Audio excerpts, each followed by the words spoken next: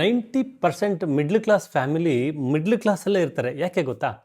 ಕಾರಣ ಅವರ ಆದಾಯ ಕಡಿಮೆ ಇದೆ ಅಂತ ಅಲ್ಲ. ಅವರ ಹಣಕಾಸಿನ ಅಭ್ಯಾಸಗಳು ಸಂಬಳ 30,000 ಇರ್ಬೇಕಾದ್ರೆ ಒಂದು ಜೀವನ, 60,000ಕ್ಕೆ ಹೋದರೆ ಒಂದು ಜೀವನ, 1,00,000ಕ್ಕೆ ಹೋದರೆ ಇನ್ನೊಂದು ದುಬಾರಿ ಜೀವನ. ಹೆಚ್ಚಿನ ಮಧ್ಯಮ ವರ್ಗದ ಜನರ ಕತೆ ಇದೇ ಆಗಿದೆ ಸ್ನೇಹಿತರೆ.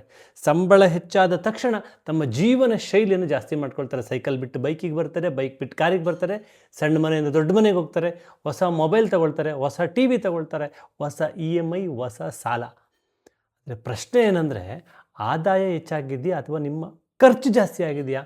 ಶ್ರೀಮಂತರು ಕೂಡ ಹಣವನ್ನು ಸಂಪಾದಿಸ್ತಾರೆ, ಆದರೆ ಅವರು ಮೊದಲು ತಮ್ಮ ಖರ್ಚನ್ನು ಜಾಸ್ತಿ ಮಾಡ್ಕೊಳ್ಳೋಕೆ ಹೋಗೋಲ್ಲ, ಅವರು ಇನ್ವೆಸ್ಟ್ಮೆಂಟನ್ನು ಜಾಸ್ತಿ ಮಾಡ್ತಾರೆ. ಅವರು EMIಗಳನ್ನು ಜಾಸ್ತಿ ಮಾಡ್ಕೊಳ್ಳಲ್ಲ, ಅಸೆಟ್ಸ್ಗಳನ್ನು ಹೆಚ್ಚು ಮಾಡ್ತಾರೆ. ಅವರು ನಿದ್ದೆ ಮಾಡ್ತಾ ಇದ್ದರೂ ಕೂಡ ಅವರು ಹಣವನ್ನು ಗಳಿಸುವ ವ್ಯವಸ್ಥೆಯನ್ನು ಫಸ್ಟ್ ಕನ್ಸ್ಟ್ರಕ್ಟ್ ಮಾಡ್ಕೊಳ್ತಾರೆ. ಆದರೆ ಅದೇ ಮಧ್ಯಮ ವರ್ಗದವರು ಒಂದು ಬೋನಸ್ ಬಂದರೆ ಸಾಕು, ಒಂದು ಹೊಸ ಐಫೋನ್ ತೊಗೊಂಡೆ, ಒಂದು ಟಿ ವಿ ತೊಗೊಂಡೆ, ಫಾರಿನ್ ಟ್ರಿಪ್ಗೆ ಹೋದೆ. ಆದರೆ ಅದೇ ಶ್ರೀಮಂತರು ಒಂದು ಬೋನಸ್ ಬಂದ ತಕ್ಷಣ ಇನ್ವೆಸ್ಟ್ಮೆಂಟ್ ಕಡೆ ಯೋಚನೆ ಮಾಡ್ತಾರೆ, ಅಸೆಟ್ಸ್ ಖರೀದಿ ಮಾಡ್ತಾರೆ.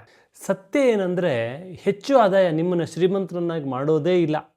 ಹೆಚ್ಚು ಹೂಡಿಕೆ ಮತ್ತು ಸರಿಯಾದ ಹಣಕಾಸು ಶಿಕ್ಷಣ ಮಾತ್ರ ನಿಮ್ಮನ್ನು ಶ್ರೀಮಂತರನ್ನಾಗಿ ಮಾಡುತ್ತೆ.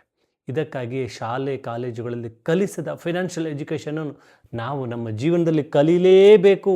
ಹೆಚ್ಚಿನ ಫೈನಾನ್ಷಿಯಲ್ ಮಾಹಿತಿಗಾಗಿ ಶೇರ್ ಮಾಡಿ, ಫಾಲೋ ಮಾಡೋದನ್ನು ಮರಿಬೇಡಿ. ಧನ್ಯವಾದ.